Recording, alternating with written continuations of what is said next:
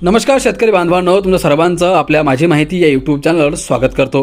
शेतकरी बांधवांनो, उपसा सिंचन योजनांच्या कामांसाठी निधी कमी पडणार नाही, पालकमंत्री चंद्रकांत पाटील यांची माहिती। मित्रांनो, ही सविस्तर माहिती आपण जाणून घेणार आहोत की आता नेमकं सरकार याच्यासाठी काय उपाययोजना करणार आहे, कोणता निधी कशा प्रकारे उपलब्ध करणार आहे।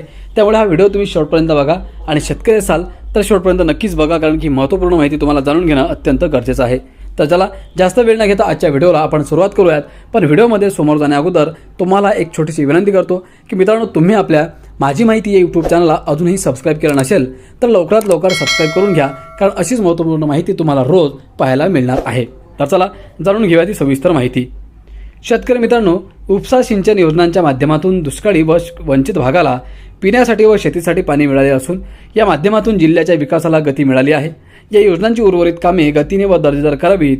उपसा सिंचन योजनांच्या कामांसाठी निधीची कमतरता पडू देणार नाही, अशी ग्वाही उच्च व तंत्र शिक्षण संसदीय कार्यमंत्री तथा जिल्ह्याचे पालकमंत्री चंद्रकांत पाटील यांनी दिली।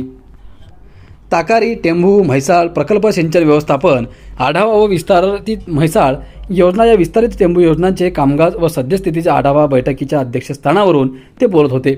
जिल्हाधिकारी कार्यालयाच्या बैठक कक्षात झालेल्या या बैठकीस खासदार विशाल पाटील, आमदार इंद्रिस नायकवडी, आमदार सुधीर गाडगीळ, जिल्हाधिकारी डॉक्टर मैना घोष, माजी खासदार संजय पाटील, सांगली पाटबंधारे मंडळाचे अधीक्षक अभियंता चंद्रशेखर पाटोडे यांच्यासह जलसंपदा विभागाचे कार्यकारी अभियंता ज्योती देवकर, रोहित कोरे, अभिनंदन हारुगडे, KL म्हासाळ, प्रज्ञा पाटील, हर्षल यादव आणि राजन डवरी आदी उपस्थित होते।